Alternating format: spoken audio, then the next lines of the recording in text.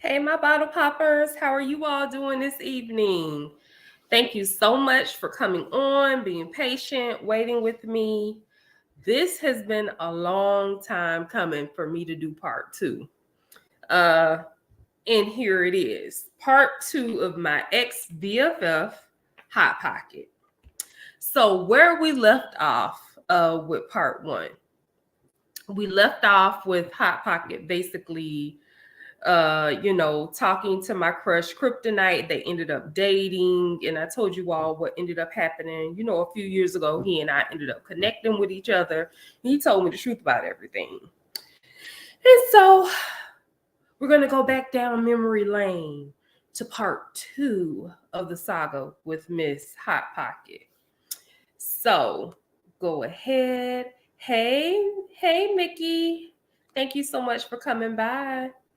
Okay, so we're going to talk about part two in Miss Hot Pocket, and we're going to get into some things. Now, as I told you all, I continued to give Hot Pocket chance after chance after chance after chance. And that's the reason why this has to be 7 parts, because I literally gave her 7 chances. And every single time I would forgive her and give her another chance, it seems like she would stab me in the back even worse. Each time it got even worse. So again, we were best friends. She was someone that I had known ever since elementary school.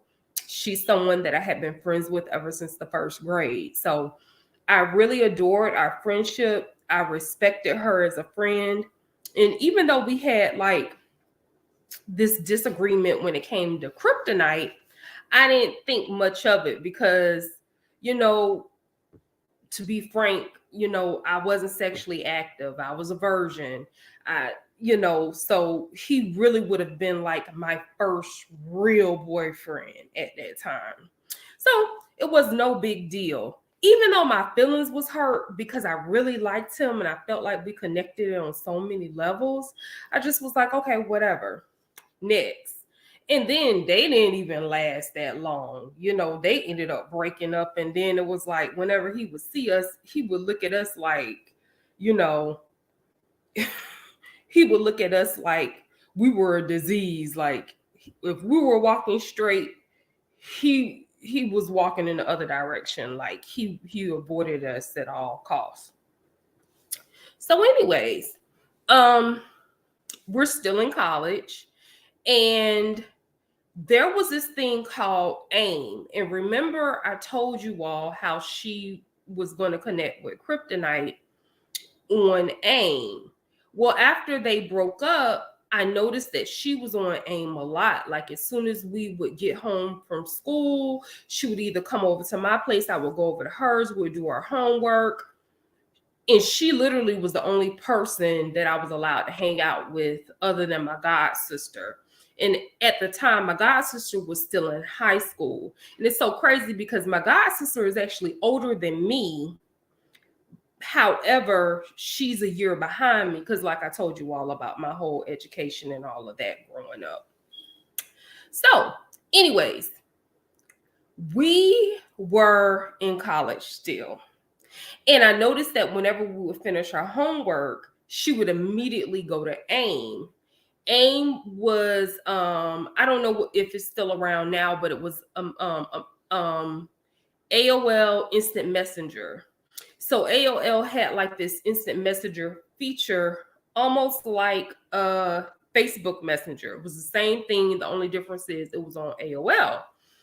And so she would always be on there. And I mean, she would be talking to so many different people, so many, like, this girl had so many friends on AIM. It was crazy, and she had like fortified these real relationships with these people on AIM.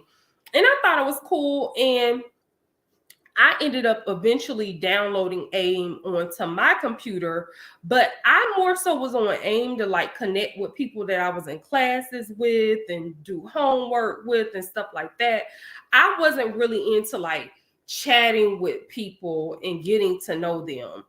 I was just real skeptical about that kind of stuff, the whole online dating thing. But she had literally like thrown herself into it. She was all for doing AIM. So anyways, let's say her and Kryptonite broke up in, I'm just going to say a month. Let's say that she and Kryptonite broke up in August. September, she already had a new dude. Like, no joke. Hot Pocket, her name was Hot Pocket for no reason. Hot Pocket already had a new man. And she was talking about this guy that she had met on AIM and how great he was. And I noticed that sometimes we'll make plans on the weekends and she would kind of flake on me, and I didn't really take too much of it. You know, I didn't really care too much because at the time I was in pageants and, you know, I just was really focused on going to my dream college. So if we couldn't hang out on the weekend, it was no big deal because we would hang out during the week anyways. So fast forward. We are now, she's teaching me how to use AIM. And she's telling me about this new guy and how she met this guy, and he's so great, and he's allegedly a pastor, and he's like one of the youngest pastors in the city. And I'm just like, well, that's strange. I never heard of him. And she tells me his name. I'm trying to think. I'm going to talk about a couple of pastors over the course over here on the Chronicles. So we're going to call him Pastor Drake. The reason why we're going to call him Pastor Drake is because he be spitting lyrics. So anyways, hey, Proper Lady. Thank you so much for stopping by. So we're going to call him Pastor Drake. So she had met Pastor Drake on AIM, and she was talking about how great he was, and he was so amazing. And, you know, he was one of the youngest pastors in the area. And had I ever heard of whatever the name of the church was, it was some tabernacle, whatever. I was like, no. I'm Missionary Baptist and Church of God in Christ, honey. If it's not that, I don't know what it was, you know, especially back then. So she was just like, oh, well, I can't wait for you to be able to meet him, this, that, and the other. A couple of times she had flaked on me. They had actually been going out on dates, according to her. And according to her, she claimed her mom had taken her over there several times. Her stepdad had taken her over there. He had driven over to her house and picked them up and all this kind of stuff. Missionary Baptist all day. Absolutely. So she had said all of these different things. So I was just like, oh, okay, he seems like a really great guy. Like, I was really happy that she met somebody that's in the ministry. You know, her mother was a pastor. And so I was really happy she had met somebody in the ministry. So I'll never forget, her energy was completely off this particular Monday when we were at school. And I was like, what's going on? And she was like, Pastor Drake, he got into a really, really bad motorcycle accident. Me and him got into a bad argument, and supposedly he ended up running into a wall. And I was just like, oh my God, he ran into a wall. And with my mom having her background, I knew the type of damage a motorcycle accident can do to a person. So I'm just like, oh my gosh, like, what happened? What hospital is he at? Oh, he's in ICU, and we went to go and see him.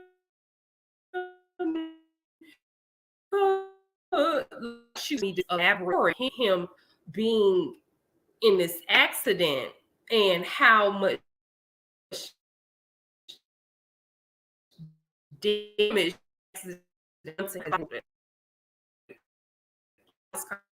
Like, I don't know what happened. My service just okay, there we go. I was like, the screen just went blank. Okay, see, Hot Pocket don't want me to tell the truth about her. That's what this is. Playing with the connection.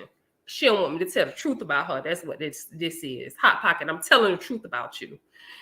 So she was really, really distraught. And I'm just like, well, we're gonna continue to pray for him. Okay, good. Thank you so much, Mickey. Okay, because it completely blacked out over on this end. So I was like, well, we're gonna pray for him. We're gonna lift him up in prayer, all this kind of stuff. So probably about 3 weeks later, she was like, he was home, but he had to have like full-time home health care, and he was going through physical therapy. And I was just like, oh my goodness. I had experienced that with my aunt, so I knew exactly what he was up against. And I was like, oh my goodness, well, if you ever want me to be able to take you over there to, hey, Miss Penny, how you doing? So I was like, if you ever want me to take you over there to go and visit him, I don't have a problem doing that. I'll take you over there. So this particular day after school, I believe it was like a Friday. I believe it was closer to the weekend. So I was like, okay, I'll take you over there. So we are on our way over to where he's at. And she said that he was going to be like in a facility. Now, at the time, my mom actually owned group homes. So I knew all about them, how they worked. I knew everything about them. So when we were going into a particular area of town, I was just like, I don't think there's no group home facilities over here, Hot Pocket. She was like, no. I've been over here before. Yeah, he has, a nurse that comes and sees him and this, that, and the other. So I said, oh, so you already saw him after he's gotten out the hospital? Now, remember that. Remember I said that. And she was like, oh, yeah. I was like, oh, I thought you said that he just got out yesterday. No. You getting what I'm saying confused? I'm like, no, I'm not. You just said you've been over here before. You know exactly where the facility is. And she was basically like, Mimosa, like, stop it. Like, I'm just frustrated right now. Let's just get over there because I'm really worried about him. Okay. So we get there and it's a house. It's a house. It does not have any type of wheelchair ramps. It does not have any guardrails. These are all things that a group home facility would have and should have, okay? And so we knock on the door, and it's a woman that answers the door, and she's like, oh, are you all here to see, and we're going to call him Pastor Drake. Are you over here to see Pastor Drake? And she was like, oh, yeah. And the lady let us in. She was like, oh, he's back there in the room. She was like, oh, I'm about to leave anyways. She named someone that was supposed to be coming. So we get back there to the room, and he's in this hospital bed. And I'm just like, oh my gosh, like, ooh, he's pretty damaged. And then I noticed his arm is kind of like this. Like, I'm noticing his arm is up here. But it's not in any bandages. It's not in a cast. It's not in any of that type of stuff.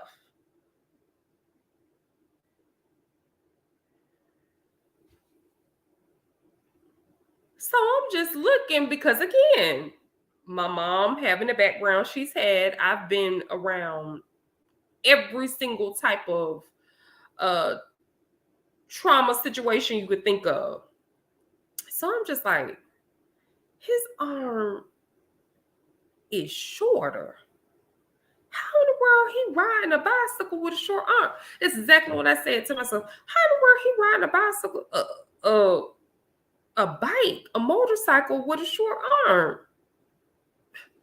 How he gonna be able to like in my head? I'm like, how he gonna be able to?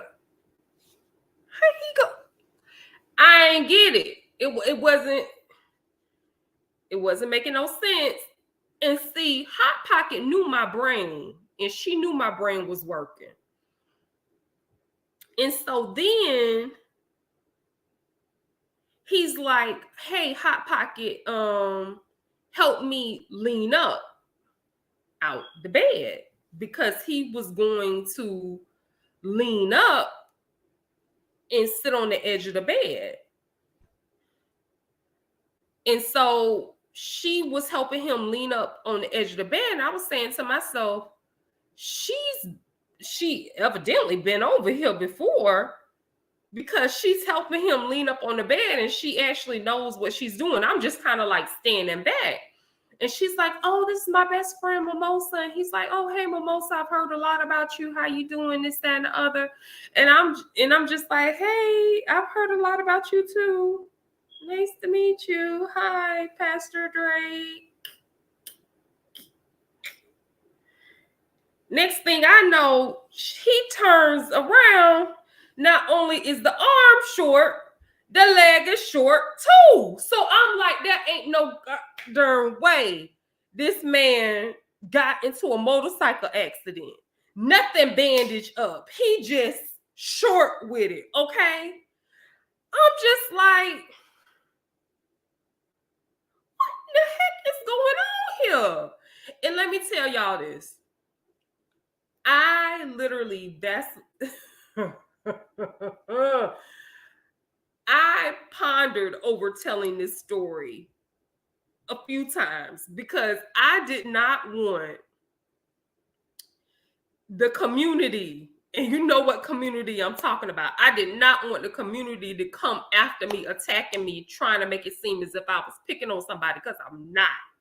I'm just telling you all my experience and what happened to me, and it gets worse. Okay? I'm just telling you all my experience and what transpired. So basically, after he flips around, he's like getting real aggressive with Hot Pocket, like very aggressive. Why did it take you so long to get over here? This, that, and the other, blah, blah, blah. I'm like saying to myself, now I know he ain't handicapped, and then sit up here trying to set rules and regulations. Like, what is wrong with this man? And I'm just sitting back, just listening. And he's like, yeah, Mimosa, I know you would never treat your man like that, would you? And I'm just like, I was just her ride, Pastor Drake. I don't know what's going on. I don't want to be in it. Because at this time, I'm just saying to myself, he wasn't in no motorcycle accident. So somebody lying. Like, what is going on here? Like, what is going on? So I couldn't wait to get up out of the house, group home, house, so that I could talk to this girl. So next thing I know, he's like, oh, Hot Pocket, get my braces for me. So I look against the wall, it's some braces. And I'm saying it's braces that have been fit to his body so that he could see y'all already laughing, and I'm dead serious. There was some braces that could be fit to his, that were literally custom made for his body. And you could tell that it was custom made for his body. Like, girl, what you got us into? Like, what is going on here? And mind you, she had been bragging about this guy. Oh, he's this, he's that. Oh, he got me this, he got me that. We went on this date, we went on that date. He took me here, he took me there. She doing all of this bragging about this man, right? Hey. And he have the braces. And next thing you know, she bring the braces around. She know exactly how to help him put the braces on. He had the braces. And sure enough, short arm, short leg, nothing bandaged up, no scars, no nothing. So we walk out to the living room and, we're sitting on the couch and he's talking to her and I'm on the far end of the couch. And at this point in time, I'm just on my cell phone because I just was like, this is crazy. And then, they doing their own thing and they talking. So I tell her, because at that time my mom had called me and she was like, Mimosa, where you at? And I was like, oh, mommy, I'm so sorry. Okay, I'm on my way. I'm on my way right now because I'm trying to get up out of there because something not making any sense to me. I'm trying to leave. So finally, I'm like, oh, Hot Pocket, I have to go. My mommy's calling me. I gotta go. My mom wasn't wanting me to leave. I wanted to get up out of there because something wasn't making any sense to me. And then he was being aggressive. He was kind of like trying to, I'm just like, what kind of mess is this? There ain't no way nobody handicapped gonna be tugging me and pushing me and pulling me around like this. Like, girl, you have some nerve. And why you got me up in here in this? So anyways, we get back to my car. And I said, you have some explaining to do, Hot Pocket. What is going on? Oh, yeah, he got hurt like that after the motorcycle accident. I said, what motorcycle accident? Girl, there was no motorcycle accident. Who tell you these things and you believe in them? Ma'am, there was no motorcycle accident. Stop it. There was no motorcycle accident. That man, more than likely, was born like that. And I'm literally like trying to explain to her what I have seen, what I have come across, what I have experienced, volunteering and helping my mom out my entire life, working with her at her group homes. No, honey, he hadn't been in no accident, baby. That was no. I rode on his motorcycle with him and da da da da. Just a lion. Just a lion. Just a lion. Lion, lion, lion, lion, lion.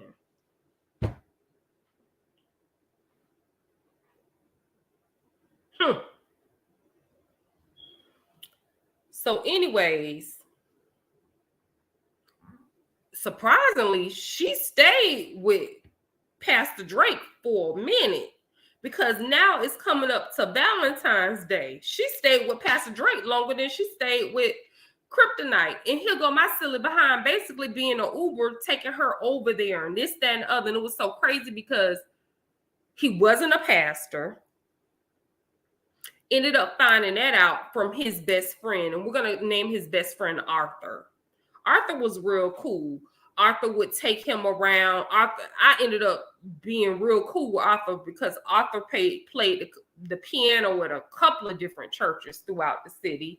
And of course, I played the piano. So we connected on that and we were real cool.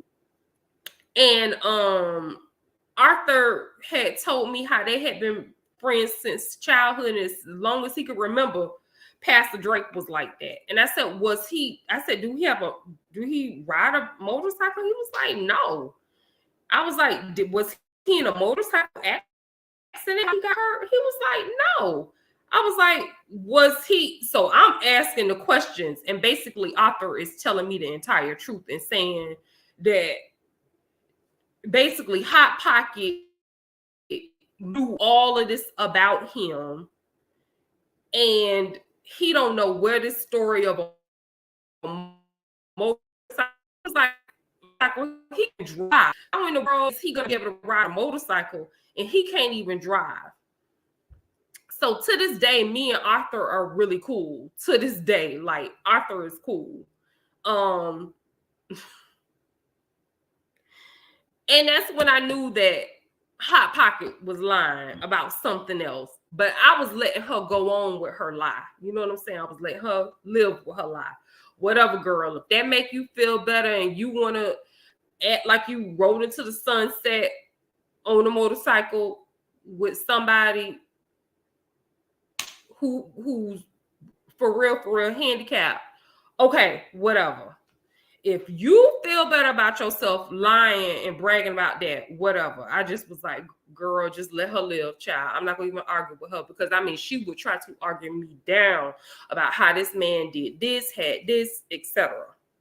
So, fast forward. It's Valentine's Day. And she's telling me that there's this guy she wants me to meet, right? So I'm like, who? Because you have to listen, Hot Pocket, you have to be careful with that one. I'm like, who? Oh, you'll like them. You'll like them. I promise you'll like them. You'll like them. And it's Valentine's Day. So I'm like, okay, cool. And she was like, oh, by the way, Pastor Drake ended up renting a suite at Embassy Suites. And so how about this? You guys can hang out in the front and then we'll hang out in the back, because how the suites were, it was like 3 rooms. It was like 2 bedrooms and then the living room. And I was like, oh, okay, cool. It was Valentine's Day. She wanted me to take her to the suite anyways to chill out with him. And so I was like, okay, cool. So I'm going to take her. And so the guy was supposed to be coming by for me to meet the guy. And then we're going to go out to dinner and this, that, and the other. Like, it was supposed to be like this whole Valentine's Day / blind date. Remember that. So I'm asking her, well, have you already spoken to Pastor Drake? And she's like, oh, yeah, I already talked to him. He said he's going to come by later, but he put a key at the desk for us, blah, blah, blah. So I'm like, okay, so he checked into the room, but he's not here right now. She was like, oh, well, he said he's going shopping for me for Valentine's Day and this, that, and the other, and blah, blah, blah. She just like, the story kind of made sense. And because, again, she's my best friend, I'm hoping and praying that she's telling the truth. But baby, listen, as a grown adult right now, it would never happen. When I tell you it would never happen, but I was silly.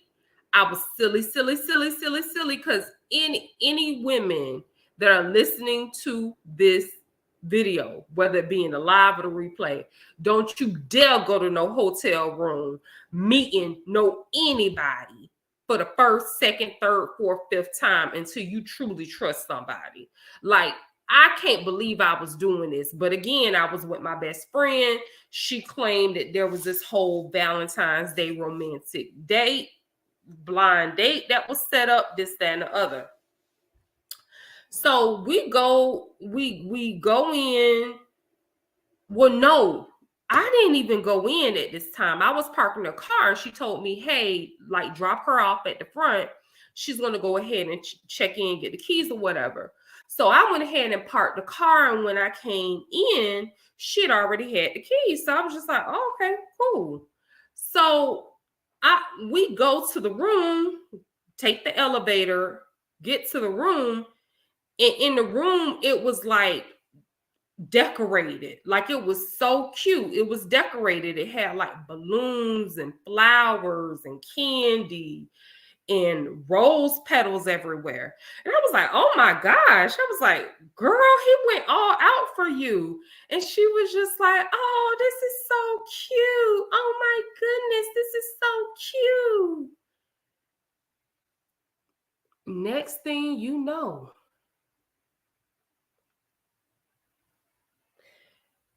there is a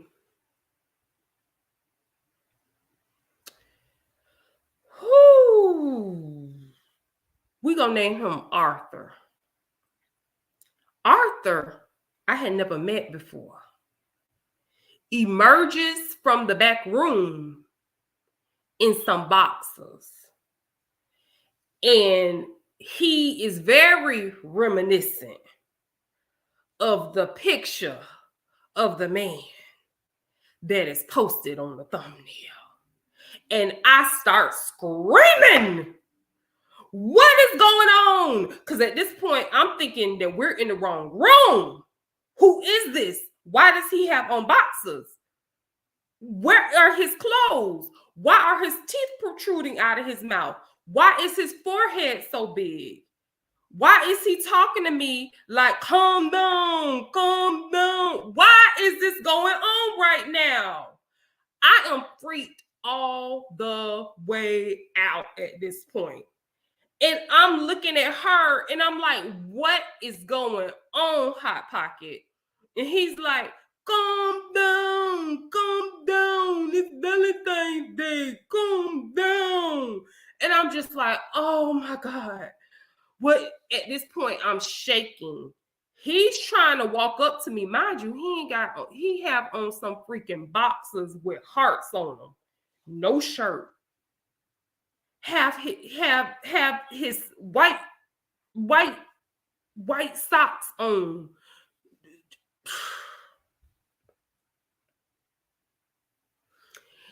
He's saying my name. He's like, Mamuka, calm down. And I am freaking out, screaming to the top of my lungs because I'm just like, what is going on? And I'm looking at her. And she just looking down. And I'm like, what is going on? I'm like, I'm sorry, I think we're in the wrong room. And he's like, no, we talk on AIM all the time. I got this room for us. What you tripping for, girl? Like, he talking to me just like this, and I am freaked out. And I'm just like, wait, what? So I'm like, I've never talked to you on AIM. So at this point, I'm sitting down. I'm trying to understand what's going on. And security ends up coming to the room because they hear all the screaming and yelling. I'm quite sure probably the neighbors that were next to us ended up calling, for security. And then they're like, is everything okay? And of course, Hot Pocket trying to diffuse the situation. Yeah, everything's fine. It was just a mix-up. She was just really surprised about the decorations. He's surprised. And I'm just like, what your fake, phony self? Girl, you got me in some BS again. So basically, I'm sitting down. He's sitting like I'm sitting on this end of the couch. He's sitting on that end of the couch. And we're trying to get an understanding. She goes into the other room.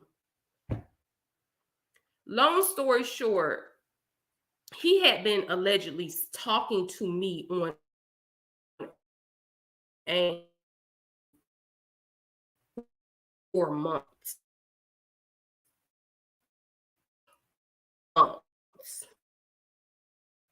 4 months on AIM. Not on AIM, but through Western Union. He had been sending me money constantly, supposedly.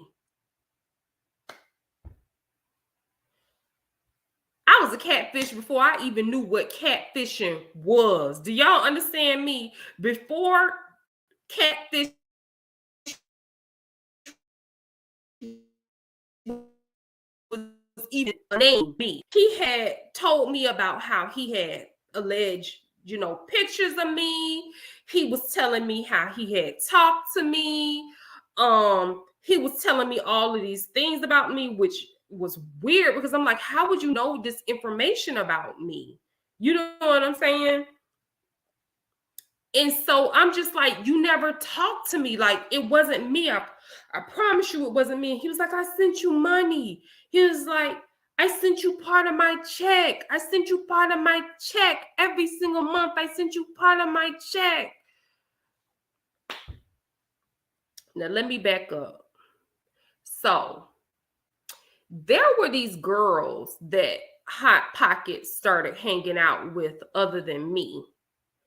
And we just go call them get money girls. These girls did not care if you was married. They didn't care if you were a D-boy. They didn't care if you were special needs. If you had money and you got money, they were going to figure out a way to get it. So when it came down to guys who got SSI checks, and they felt like, you know, the girls felt like they had, you know, some physical attraction, like the girls felt like they were pretty enough, they were going to talk to these men who were special needs just to get that check. Real sad. And I ended up finding out that she was hanging out with these girls. I ended up finding out, we'll get to that part later in the story. However, so just remember that part, the get money girls, and Hot Pocket being in with the get money girls. This guy literally told me conversations that we had and how we were supposed to be having sex. And this, you know, he had planned all of it. He had his sister come in and help him decorate the room and all kind of stuff. And long story short, he had been bamboozled. And I had been set up. This man literally thought that he was dating me and I was his girlfriend. And he thought that he was coming to collect at the Embassy Suites. And here it is, my alleged best friend is telling me, oh, it's a blind date. Her and the get money girls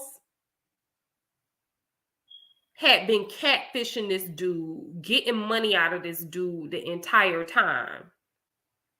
Now as a grown adult, and I look back on it, I'm like, this chick really hated me because it was a bunch of stuff that she did. Like, this was just one of the things, but it was a bunch of stuff that she did over the years, and we'll get into that. And this is what makes it so bad. You know, even though this story is comical, it could have really ended bad for me. And let me explain to you why. With my experience and with some of the patients and clients my mother had, people who are special needs in that way are very sexually aggressive. Extremely sexually aggressive. You know,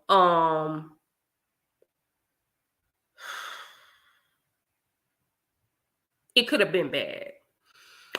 And I don't want to end this on a sad note, but I want to explain why I say that, because one of the get money girls ended up getting killed. And to this day, no one has ever been arrested for her murder. Ever. So I don't want people to take this as, you know, I am joking or it's not a big deal. It's a very big deal when it comes to people catfishing, not being honest, when it comes to all of that. I was put in a very, very dire situation that could have went bad. I felt horrible for this man. He literally had my entire AIM name, but the only difference is it was like a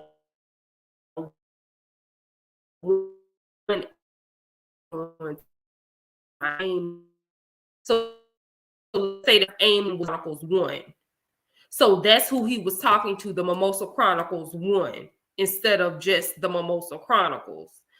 I later on ended up finding out that my supposed best friend had been conning this guy with the Get Money girls the entire time, and he wasn't the only one. They had a slew of guys who were special needs that they were getting money out of. A lot of them. A lot of them. And there was actually like some type of group chat for special needs, like back in that time, like a party line or whatever. And that's how they would meet these guys. And it just was bad. It was bad. Even though, you know, the situation is pretty comical, it could have went bad. And I thank God that I was able to make it out of there, and that guy was not aggressive with me, because he had literally given thousands of dollars. Like, I'm talking about, this guy felt like he was talking to me from October all the way to February. And it's no telling how much money he had sent to these girls. You know what I'm saying? And I had even said to him, well, who were you sending the money to? And sad, real sad. It's sad how people take advantage of people. It's really sickening. And after that situation, she and I did not talk for like a month.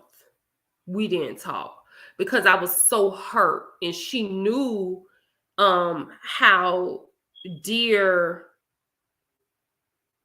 people of special needs were to me, because I had been around them my entire life because of what my mom's facility. And so it was just sad, you know, to find out that here it was, she was my friend, and this whole time she was taking advantage of people, just like with Pastor Drake. That's why Pastor Drake was so physical with her and aggressive with her, because he was sending her all type of money. He was constantly giving her money all the time. So she realized, oh, I can easily get money out of these people who are special needs. And it's sick and it's sad, because her intention was never to really have a real relationship with these people, it was just to get their money. So that's it. Hot Pocket Part 2. We'll talk about Part 3 real soon. Let's see if we could at least get 300 views, and I'll give you all Hot Pocket Part 3 this week, if we could at least get 300 views. So make sure that you all comment down in the comment section. You know, if you've had any experiences like this, being catfished or anything like that, come on over and tell me about it. That was my experience, and this wasn't the first time that AIM and catfishing got Hot Pocket cussed out by me. Well, actually, you know what's crazy? I still didn't cuss her out even this second time. But we go get into it. It came to a point where she kept trying me. She started getting it. Like, she started getting cussed out. Like, cussed out. But yeah. If you've had any experiences like that, put them down in the comment section. We'll come and talk about it. So look forward to seeing Hot Pocket Part 3. I'll come on and tell you all about that. And that's it. Until next time, this is Mimosa Chronicles, and I'm signing out. Have a good night.